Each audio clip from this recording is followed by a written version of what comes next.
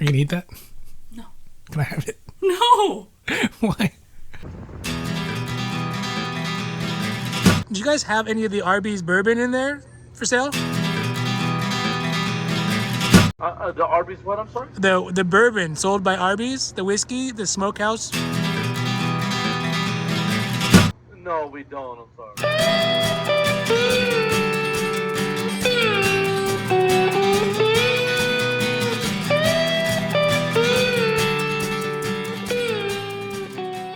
Hey everybody, hope you all are doing well and welcome back. And Arby's has been eccentric to say the least in their marketing over this last couple years. In fact, last year they had French fry flavored vodka, or they hired a rapper to do a McDonald's diss rap, or they even claimed to make a meat-based carrot to poke fun at plant-based meats. But today, it is my supreme pleasure to do an unbottling, a tasting, and a review of the rare and extremely limited release Arby's Smoked Bourbon. So today, we are going to give it a taste score based on the nose, the palate, and the finish. We're going to try it with the accompanying Arby's sandwiches that go along with it, and try to figure out how much this bottle is actually worth based off the taste.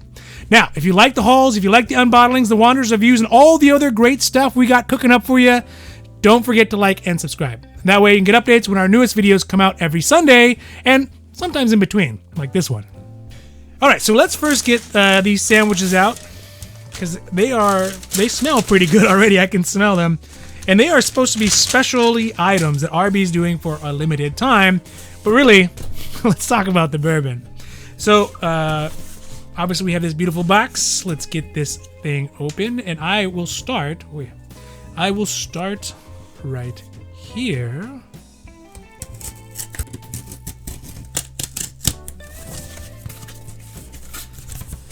And voila! Oh, that's a cool little package. So let's take a look at this. Oh, man, they serious about wrapping on there. So look at that. If that does not scream Arby's, I don't know what does. It's exactly what I would expect from Arby's when they make a whiskey.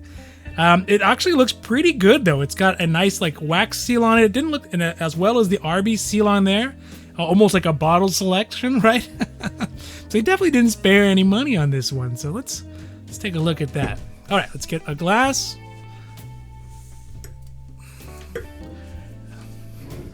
And get this bad boy open. Oh, it's got a rope. I guess it's a rope. Oh.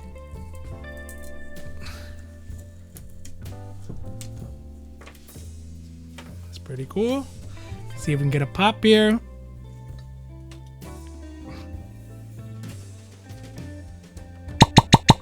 Ooh, a good one.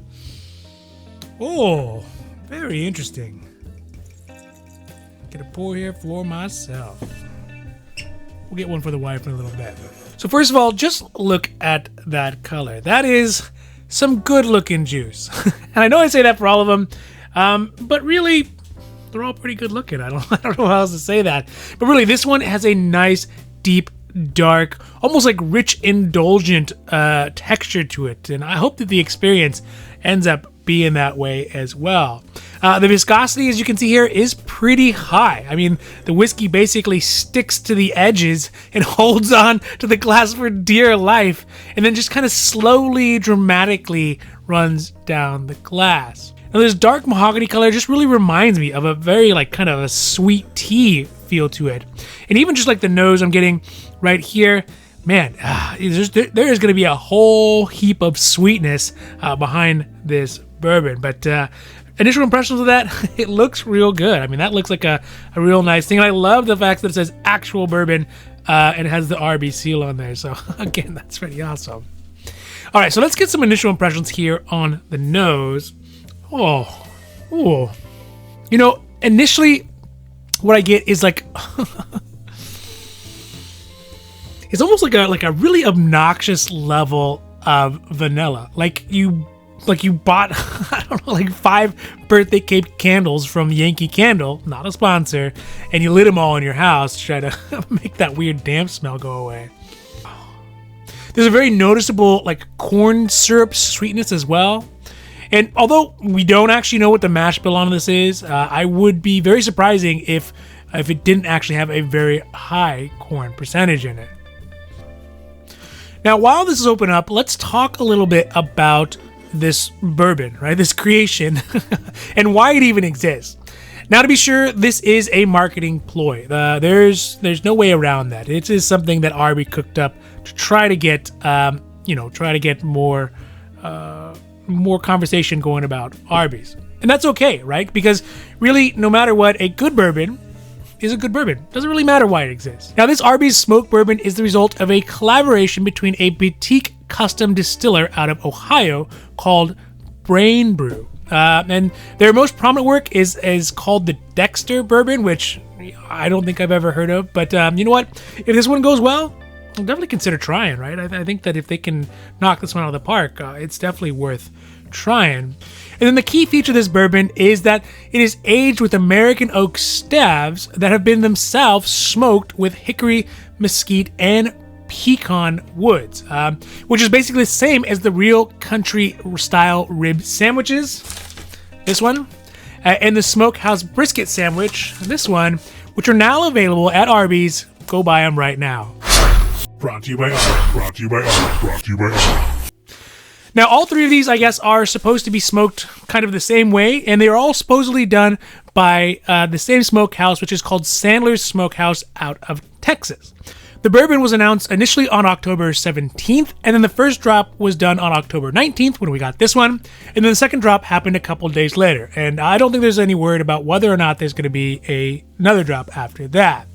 So we got this one just today, and I guess the real question is, I really wonder how much is it going to go for on the second-hand market when it actually does get out there. Because it could be a lot, right? Because it's limited production and it's pretty popular. It's sold out in 2 minutes. Or, it could be nada. I guess let me know what you think. You think it's going to show up on the gray market or on the second-hand market? And if you do, what do you think the price is going to be? All right, let's take a deeper dive into this nose. Take some notes, and I'll be back in 5 seconds.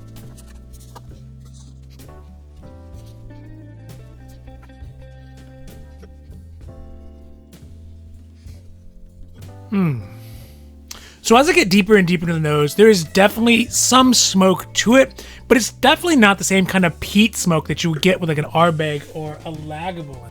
Yeah, it's definitely very different from what you would get with a Lagavulin, which is more of, I guess I would call it like a campfire smoke.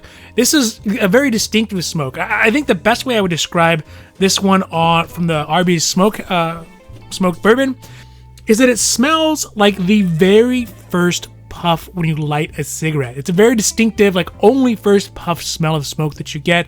And that really runs throughout all of this bourbon. There's a deep, deep muskiness, and I think almost kind of like a false maturity. You can feel that it's like a thinly veiled musky maturity, like a maturity that lacks some of the depth that comes with actually aging the bourbon for years and years and years in a barrel, rather than using some sort of proprietary heating and cooling method to try to speed up the process, which they've used in this. Also, like a really sweet tea tendency going on here, maybe even like a hint of port wine, and then some like dried branches that you're kind of cracking open. But overall, it's really quite pleasant. I really like this. I mean, I have to say that I really enjoy the nose on this one, especially for a bourbon that's made by a restaurant that's mainly known for its meats. I'm pretty impressed on the nose on this. I mean, it's exactly what you would expect from a barbecue place if they were designing a whiskey from the ground up. But like many things that look real, but maybe enhanced, as enjoyable as they are on the nose, I can't really shake the feeling that it was done rather expediently, rather than taking that true time and the money and the intensive process of aging the bourbon to a level so that it kind of tastes like the noses. I don't know. I just feel like this nose seems a bit shallow. So it's nice, but it's just shallow. So for the nose score, I took off 2 points for having a facade of maturity, but not having the reality of maturity. because we don't know what the age on this one is, but I don't think it's not aged, 10, 20 years or anything like that. So for this, I gave it a 4 out of 6 points on the nose because I do really like the nose. All right, so let's move on to the palate here and see if the mouthfeel gets any more interesting than on the nose.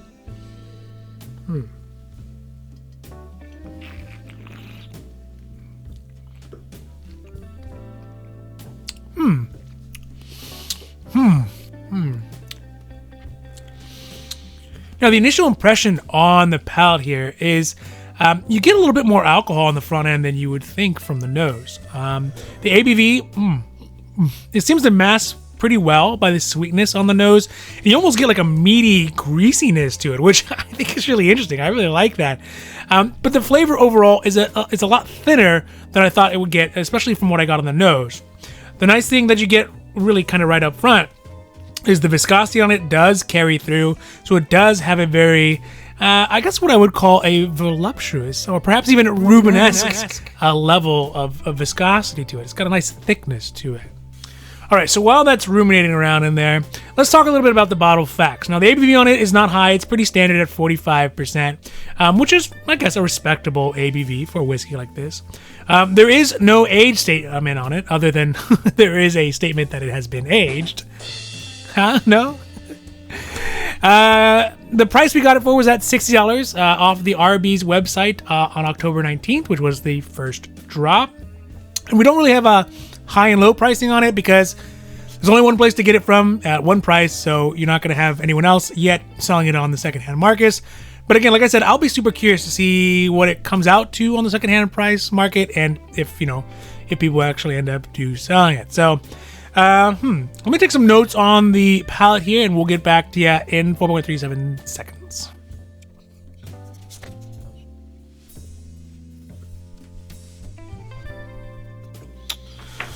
All right, so as we're getting deeper into the palate on this one, this is a bourbon starts to show some of its flaws. I guess is how you could say that. Some of those flaws that come along with the artificial maturation process that they use, right? The process of using staves, for example, rather than actually aging and doing a secondary barreling and all that kind of rigmarole. Those rich flavors that you get on the nose, they don't really come through on the main part of the palate to the same degree. Although the ABV is right up front, you do get a little bit of AB burn up front. It's not a lot. It's pretty muted. And on the mid-range is when some of the underlying flavors really start to come through. So things like leather and leaves. But overall, it's pretty minor in intensity overall as far as flavors go.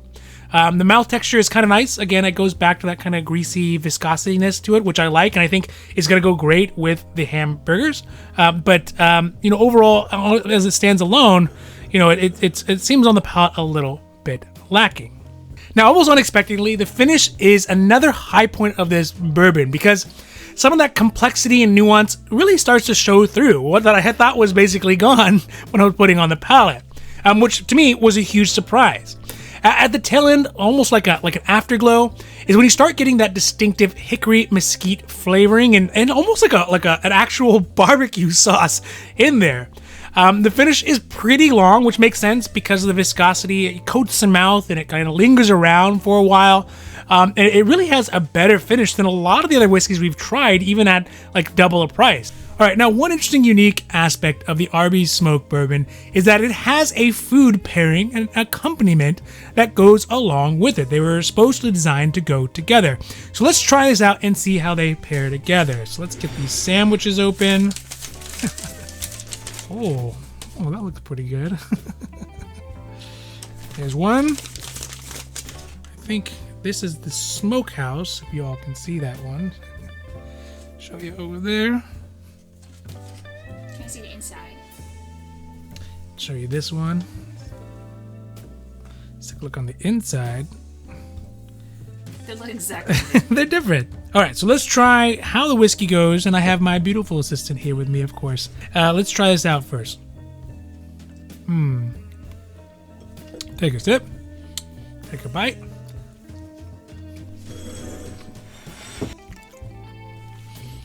Now, I can definitely see how they go together. I mean, the smokiness is very complimentary, but it has like the grilled onions and a sweetness. It definitely goes amazing together. No, it's not. You gotta try it with the hamburger. It's disgusting. Try it with the hamburger. I like it. You wanna try the second one? No. Alright. You gonna eat that? No. Can I have it? No. Alright, so there is the first one. Let's try it with number 2, the tri-tip one. I'll get it.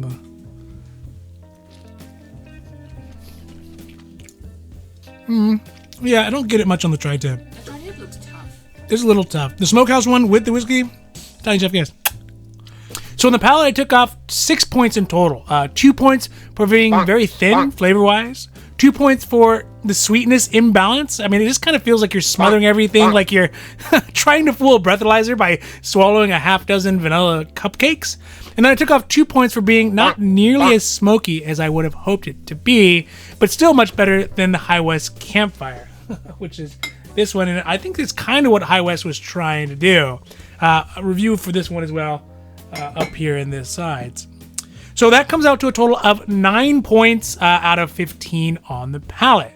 Now on the finish score, this is where the Arby's Smoked Bourbon begins to make up some of that ground that it lost on the palate, because the finish is actually pretty good. It's a lot of those flavors that I would have liked to have had on the palate, but you catch them dissolving away on the finish. Things like hickory, mesquite, and those pecan flavors, as well as barbecue sauce, all come through and linger around on the mouth at a diminishing intensity, but still, they're there and they're pretty good. There's a hint of charred and even a bit of meatiness, so I don't know.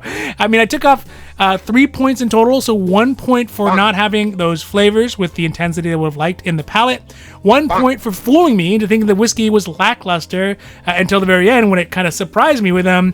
And then 1 point because it's a limited edition, and I don't think I'll be able to get any more of it at a reasonable price anytime soon. So out of the 9 points, I gave it a 6 points on the finish.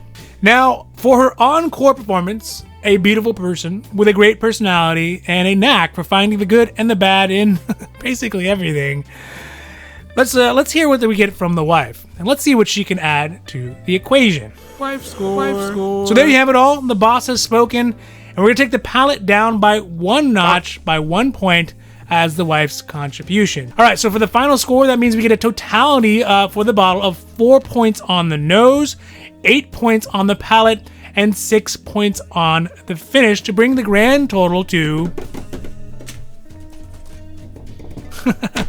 18 points, which is not too bad, considering it's from the folks who previous endeavor in the alcohol world were things like French fry flavored vodka. So that puts the taste percentage at 60%, so 18 points out of 30, which puts this at bottle number 6 on our list of bottles that we have reviewed, right below the Yellowstone 2022 yearly release and right above the High West Campfire. So a pretty respectable showing considering. So as far as the value of the bottle, if we take that average price that we got at 60, because it's the only price that we have, and divide it by the taste score percentage that we get a taste value score of $36. So that's the ideal value that the taste warrants for this bottle. And I think that's actually pretty fair, because yeah, it is good. It's a decent bourbon, considering it's a novelty, and I like that. But is it a $60 bourbon? I don't really think so. Now overall, I think the whiskey obviously is a novelty, true, but it's also pretty good. It does what you would expect out of, a bourbon from Arbys, and it is super approachable. It's not a whiskey that requires a honed palate to enjoy, but rather it's something I would feel comfortable bringing to a backyard barbecue or eating with any tri-tip or baby back ribs or American-style barbecue. The only thing that sucks about it is that, it's a limited edition, and it means that the likelihood of seeing more of it is probably pretty slim. All right, so that's it for a review of Arby's Smoked Bourbon. I hope that you enjoyed it, and if you did, if you like this video, if you like the other videos, the unbottlings, the wanders, the hauls, the reviews, and all the other great stuff we got cooking up for you, don't forget to like and subscribe. And that way you get updates when our newest videos come out every Sunday, and sometimes in between, like this one. Now, just remember, if you do find a whiskey you love, just buy it. Because if you don't, somebody else truly will. It might even be me. All right, everybody. Adios. I'm out. Have a great rest of your week.